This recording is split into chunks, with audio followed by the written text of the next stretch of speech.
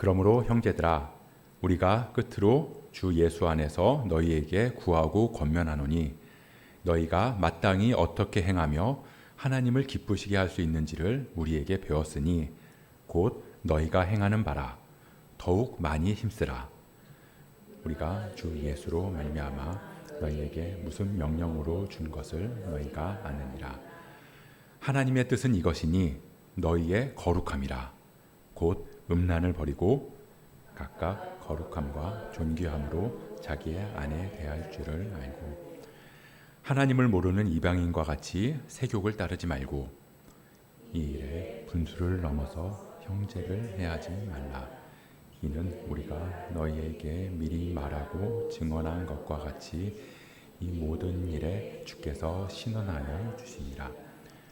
하나님이 우리를 부르심은 부정하게 하심이 아니요 거룩하게 하심이니 그러므로 저버리는 자는 사람을 저버림이 아니요 너희에게 그의 성령을 주신 하나님을 저버림이니라. 형제 사랑에 관하여는 너희에게 쓸 것이 없음은 너희들 자신이 하나님의 가르치심을 받아 서로 사랑함이라. 너희가 마게도냐 형제에 대하여 과연 이것을 행하도다. 형제들아, 권하노니 더욱 그렇게 행하고 또 너희에게 명한 것 같이 조용히 자기 일을 하고 너희 손으로 일하기를 힘쓰라. 이는 외인에 대하여 단정히 행하고 또한 아무 궁핍함이 없게 하려 함이라. 아멘. 제가 한때 이 소설책 읽는 걸 좋아해서 이 학교 다닐 때도 이 책을 종종 읽는 편이었는데요. 이 서점에 가서 책을 보는 게 재밌었어요. 뭐 자주 가지는 못했지만 그래도 이제 서점에 한번 가게 되면 요즘 베스트셀러가 뭔지도 보고 뭐 신간은 어떤 게 있는지도 보고 그러면서 이제 눈에 들어오는 책이 있으면 이 책은 어떤 내용이지? 그러면서 책을 열고 뭐 한 꼭지 정도 읽어보는 거예요. 그러다가 이제 마음에 드는 걸로 몇 권을 사와서 읽는 거죠. 그러다가 제가 이제 직장에 들어갔는데요. 직장이 출판사였어요. 한 10년 정도 다녔었는데 그러다 보니까 서점을 굉장히 자주 갈 수 있었거든요. 뭐 신입 때는 거의 매일 갔고요. 뭐 나중에도 그래도 뭐 못해도 일주일에 한두 번 정도는 갔던 것 같아요. 일하러 가는 거죠. 근데 그렇게 가더라도 가끔씩 이 소설책 코너에 가보거든요. 가서 요즘에 무슨 책이 있나 이런 걸 보기도 했는데 근데 언제부턴가 제가 책을 보면 이 책의 내용보다 더 궁금한 게 생기더라고요. 예전에는 이 매대에 깔려있는 책을 보면 뭐 제목 보고 뭐 표지 디자인 보고 그리고 나서 책을 열어서 내용을 살펴봤다면 이제는 출판사 이름 보고 제목 보고 그 다음에 판권을 보는 거죠. 뭐 출판사에서 이제 시장 조사를 하다 보면 뭐 유사도서랑 경쟁도서의 이 판권 내용을 적어야 돼서 그런 것도 있지만 이 판권을 보면 책의 흐름이 대충 보이거든요. 뭐 언제 출간했고 뭐 몇 세를 찍었고 그럼 이 책은 몇 부 정도 팔렸겠구나 대충 짐작을 할 수가 있어요. 그래서 내용도 내용이지만 책을 보면 거기에 더 먼저 관심이 가더라는 거예요. 근데 왜 그렇게 바뀌었을까요? 제 관점이 달라졌기 때문이에요. 예전에는 책이라는 게 읽으면 즐거움을 주는 도구였다면 이제는 그게 즐거움을 넘어서 그냥 삶이 된 거죠. 매일 접해야 되는 생활이 된 거예요. 그러니까 이 서점에 있는 책은 그대로인데 제가 처한 상황이 달라지니까 이 똑같은 걸 이전이랑은 다른 관점으로 보게 된다는 겁니다. 그렇다고 뭐 책에 대한 즐거움이 사라졌냐? 그건 아니거든요. 오히려 더 좋은 책을 찾아낼 수 있게 됐어요. 뭐 아시는 분들은 아실지 모르겠지만 이 서점에 있는 베스트셀러라는 게 참 이게 책만 좋다고 되는 게 아니거든요.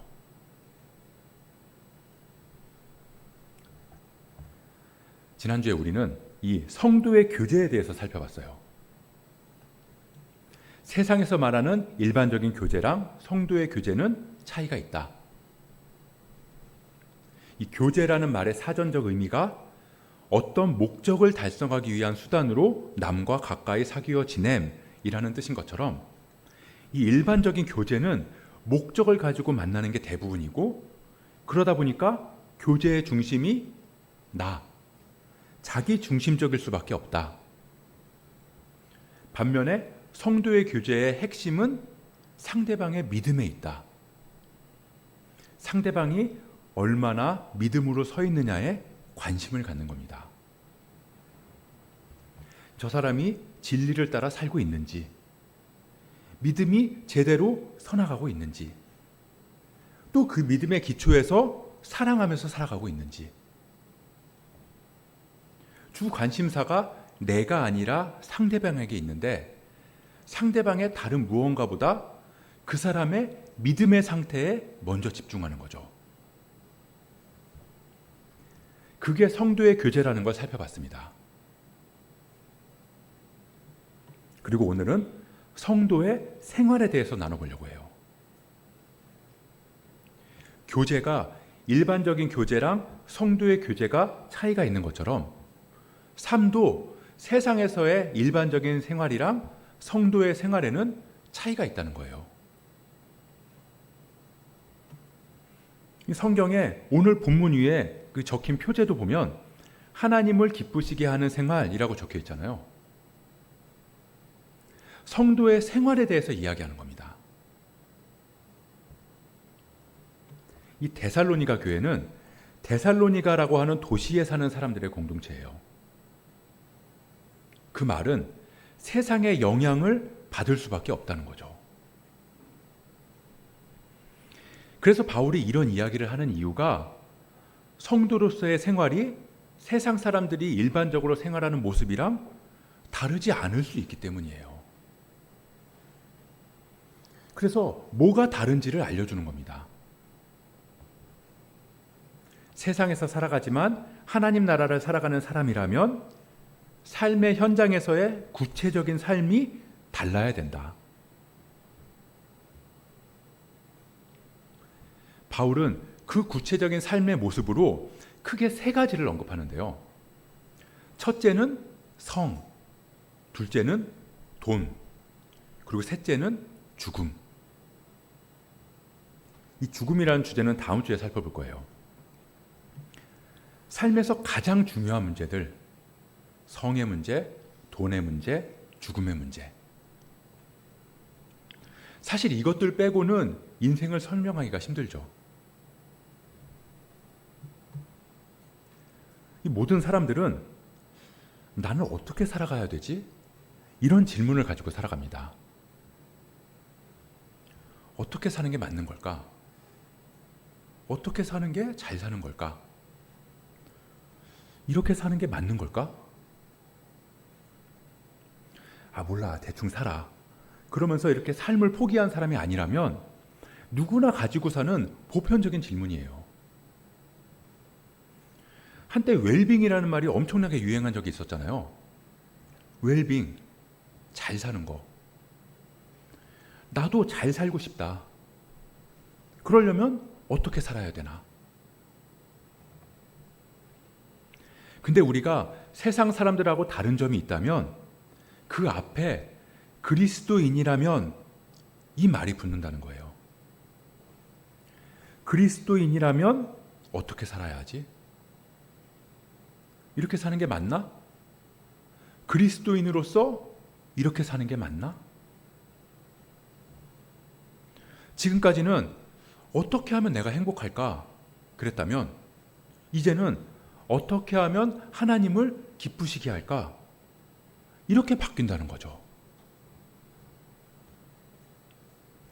가끔 이 그리스도인이 되면 하나님을 위해서 살아가야 하니까 내 행복은 다 사라진다거나, 그래서 나는 불행해지고 손해보는 것 같다고 그렇게 생각하는 사람들이 있는데요. 내 행복을 버리는 게 아니라 행복에 대한 관점이 바뀌는 거예요. 바울은 그게 그리스도인의 삶이라고 말하고 있는 겁니다. 그리스도인의 삶의 관심은 하나님의 기쁨이다. 우리 3절 말씀을 볼까요? 하나님의 뜻은 이것이니 너희의 거룩함이라. 하나님의 뜻, 하나님이 기뻐하시는 건 너희의 거룩함이다. 그럼 거룩이 뭘까요? 거룩이라고 하면 뭔가 모르지만 이 장엄하고 위험 있고 뭐 그런 게 떠오르는데요. 거룩은 그런 게 아니라 하나님을 닮는 거예요. 내가 거룩하니 너희도 거룩하라. 하나님의 형상에 따라 지어진 인간이 그 하나님을 닮아가는 거.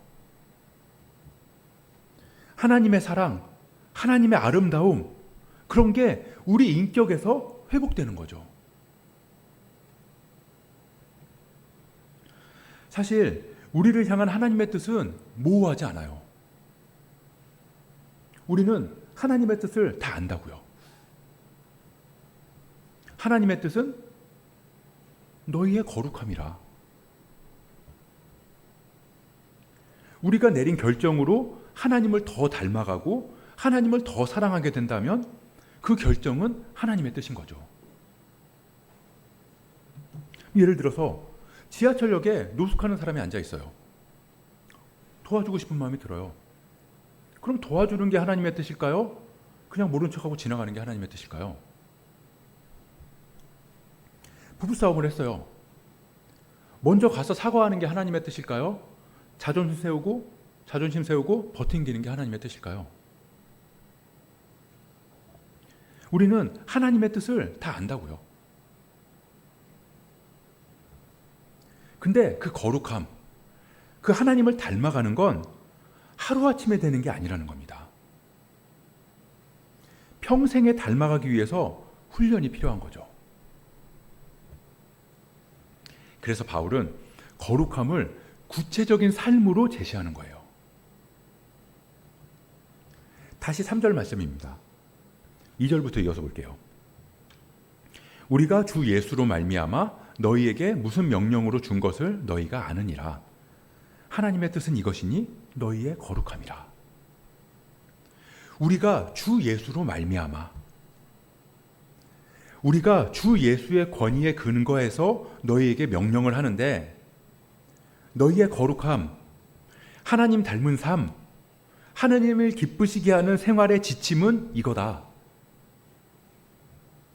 그러면서 3절부터 8절에서는 성적 부도덕, 9절부터 12절에서는 돈, 경제생활, 그리고 13절부터 18절에서는 죽음을 이야기하는 겁니다. 그리스도인의 삶, 하나님을 닮아가는 삶은 구체적이에요. 선하게 살아야 된다, 그냥 착하게 살아야 된다, 그렇게 모호하게 말하지 않는다는 겁니다.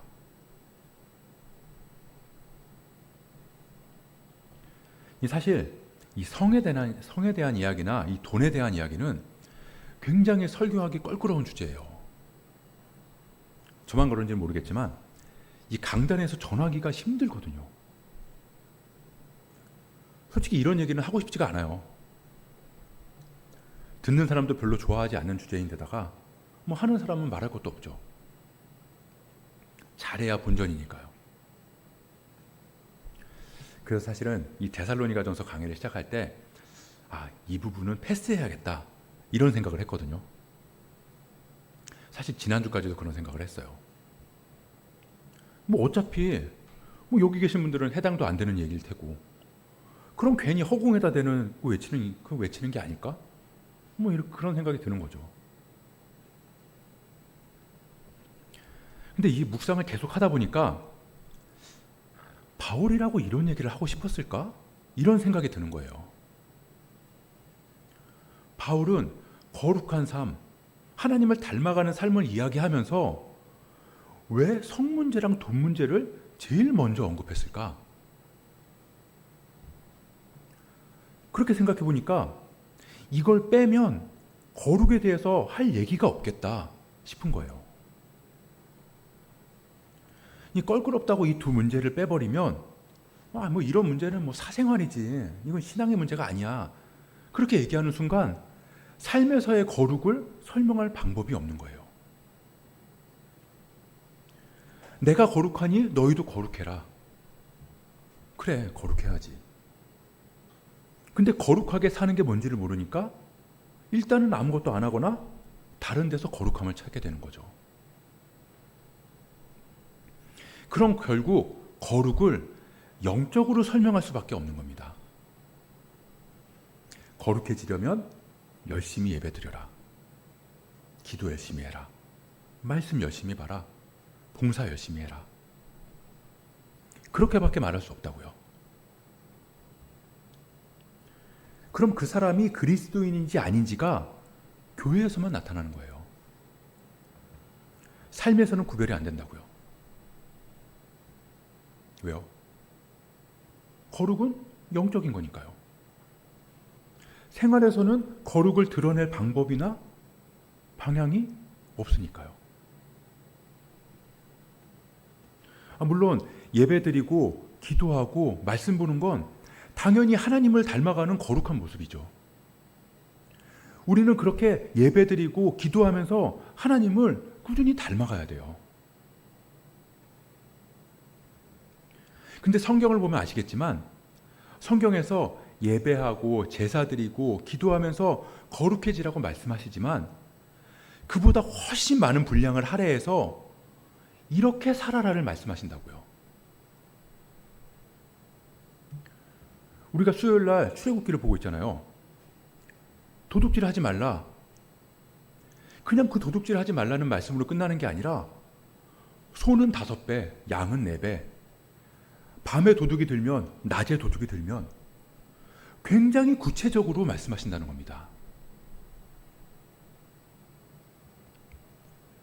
이 영적인 부분이 없이 삶을 이야기하는 것도 안 되지만 반대로 삶에 대한 부분 없이는 영적인 걸 설명할 수도 없다는 거예요. 반쪽짜리 신앙인 거죠. 그래서 바울은 거룩을 삶으로 이야기하면서 그게 가장 은밀한 성이랑 돈 문제로 나타나야 한다고 말하는 겁니다. 그래서 우리한테는 이 문제가 해당 사항이 없다 할지라도 거룩한 삶이 어떻게 우리 삶으로 드러나는지를 깨닫기 위해서 알고는 있어야 되겠다. 그래서 패스하지 않기로 했습니다. 첫 번째는 성이에요. 다시 3절을 보면 하나님의 뜻은 이것이니 너희의 거룩함이라 곧 음란을 버리고. 이 음란이라고 하면 좀 추상적이라서 이 성적 부도덕이라고 표현하는 학자들도 있어요. 근데 이 성적 부도덕이 뭐냐면 이 5절 말씀을 보면 알 수 있는데요. 하나님을 모르는 이방인과 같이 세욕을 따르지 말고.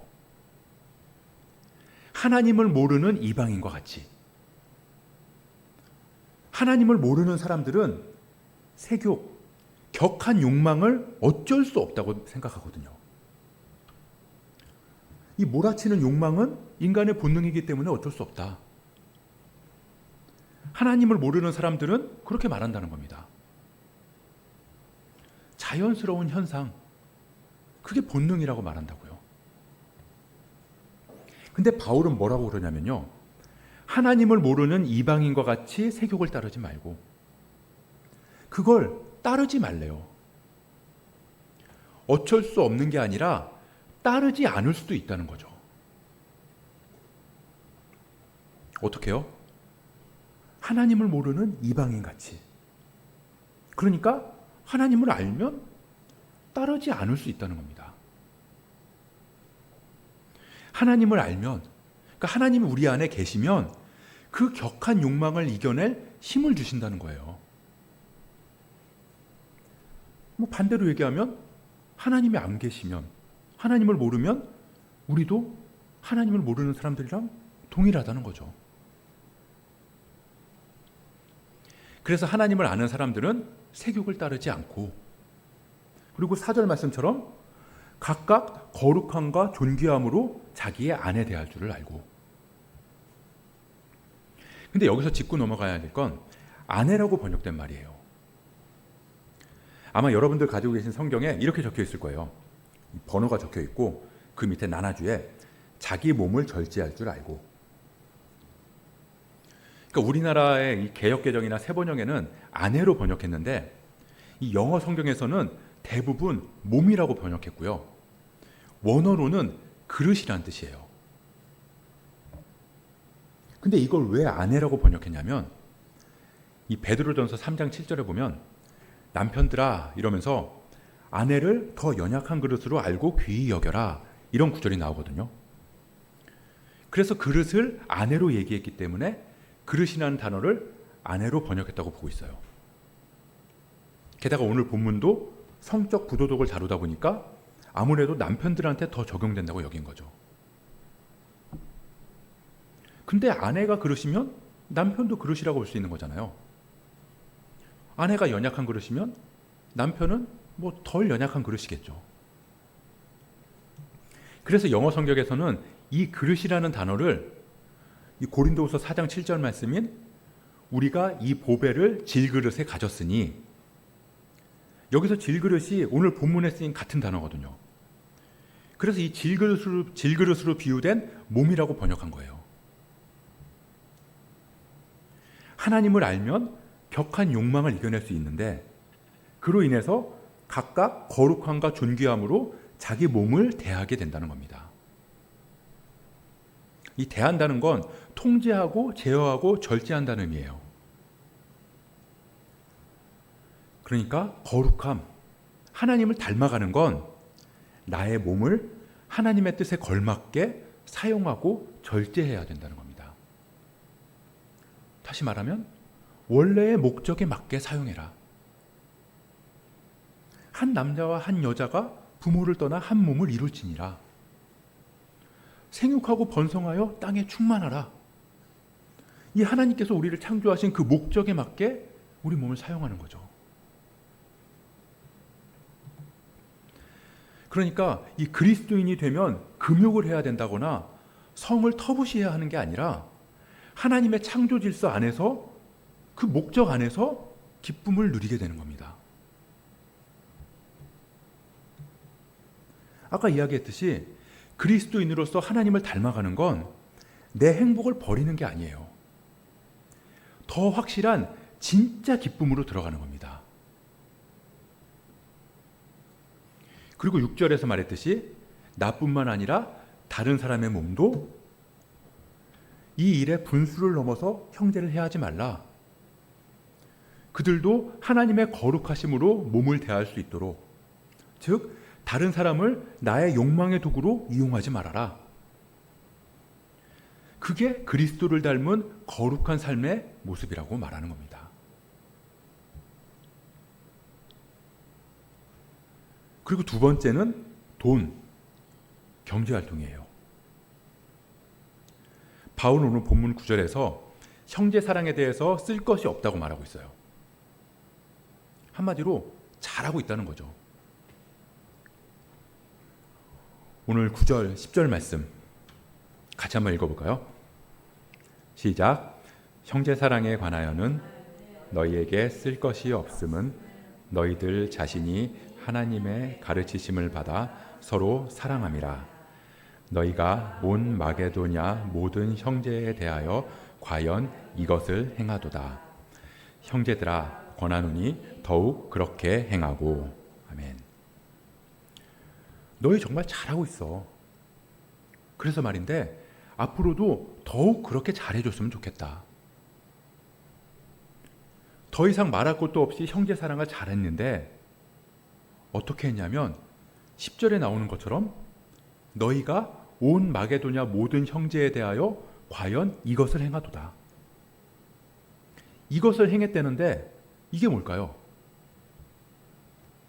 이게 뭐냐면 고린도후서 8장에 나와요. 고린도후서 8장 1절부터 5절에 보면 마게도냐에 있는 교회들이 환난과 시련 속에서도 풍성한 연보를 했다. 그렇게 나오거든요. 이 데살로니가는 마게도냐의 수도예요. 그러니까 데살로니가 교회가 힘들고 어려운 상황 속에서도 형제들을 돕기 위해서 연보를 했다는 거죠. 어떻게 그럴 수 있었나? 하나님의 가르치심을 받아. 다시 말하면 하나님의 가르치심을 받은 사람은 반드시 형제 사랑의 문제를 직면하게 된다는 겁니다.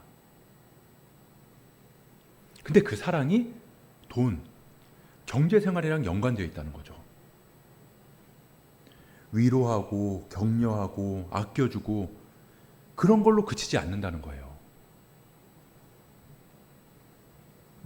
이 하나님을 모를 때는 경제 생활은 자기 중심적일 수밖에 없다는 겁니다. 내 필요, 내 가족의 필요가 우선이에요. 근데 하나님 중심이 되면 데살로니가 교회처럼 다른 사람의 필요가 눈에 들어온다는 거죠.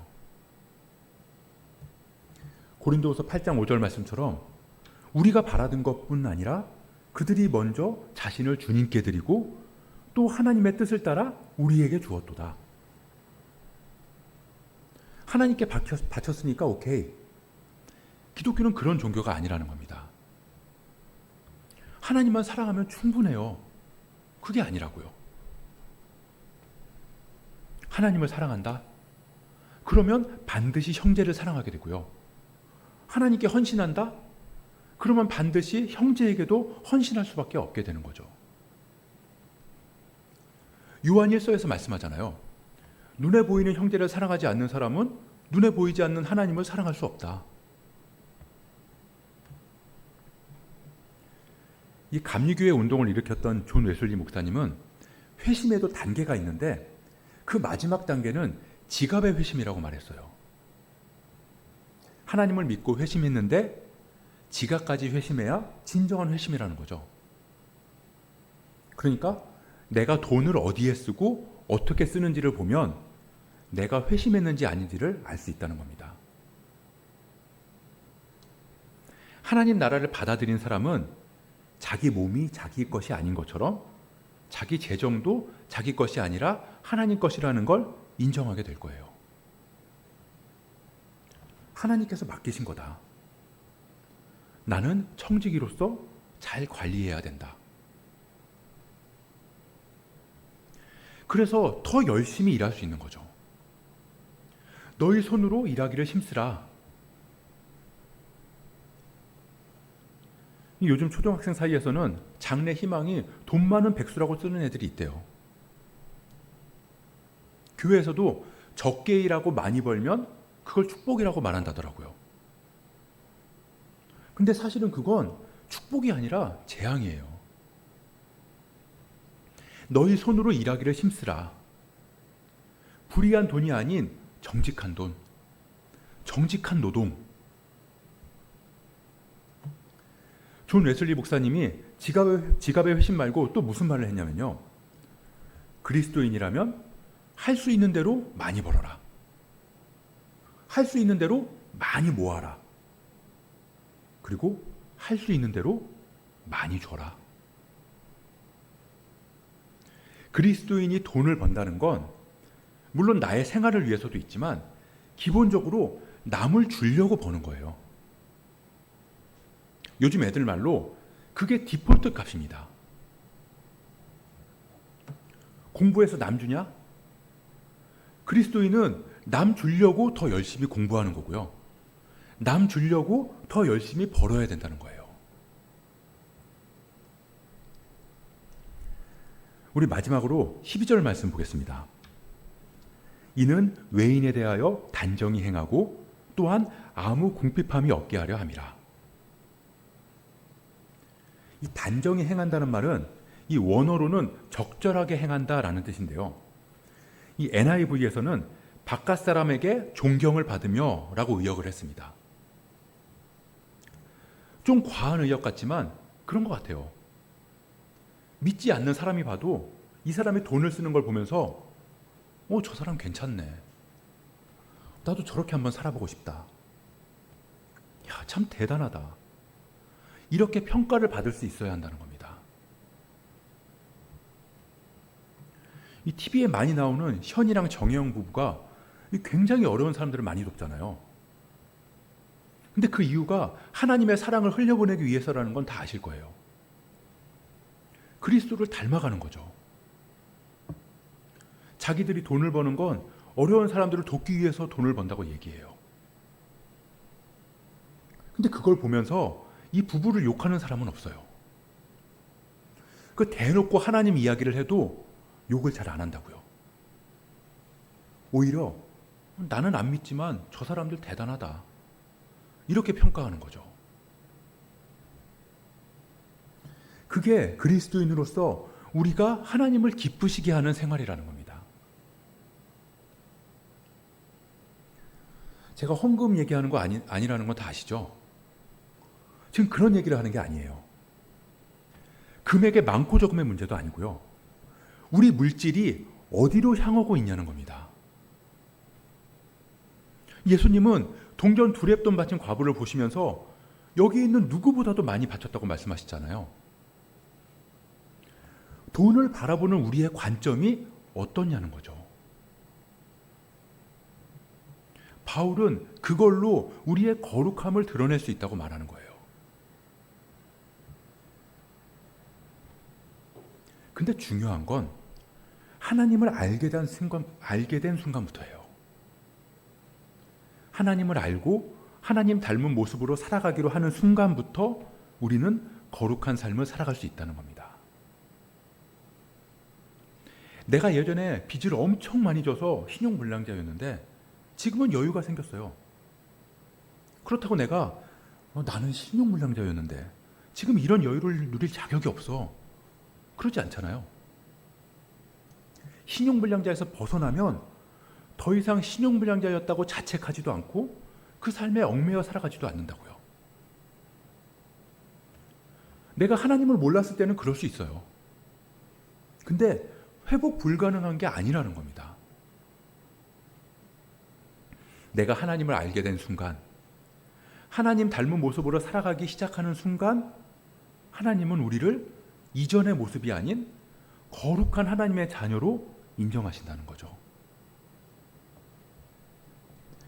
내 몸과 내 돈의 주인이 하나님이심을 고백하는 순간, 이전에는 내 맘대로 내가 주인이 되어서 살았더라도 이제는 청지기로서 거룩한 삶을 살 수 있게 되는 겁니다. 하나님의 뜻은 이것이니 곧 너희의 거룩함이라. 거룩한 삶, 그건 뜬구름 잡는 애매한 게 아니에요. 내 삶은 주의 것이다, 이 고백부터 시작하는 거죠. 내 몸도, 내 돈도, 내 시간도, 내 건강도, 내 생각도, 내 계획도 다 하나님의 것입니다. 그 하나님으로 내 관점을 바꿉니다. 주님, 내 안에 오셔서 나의 주인이 되어주시고 나를 인도하여 주옵소서. 나를 주님 닮은 모습으로 빚어주옵소서. 그 고백이 하나님의 기뻐하시는, 하나님을 기쁘게 하는 생활인 줄 믿습니다. 그렇게 거룩한 주님의 자녀로서 주님 기뻐하시는 삶 살아가는 저와 여러분 되시길 주님의 이름으로 축복합니다.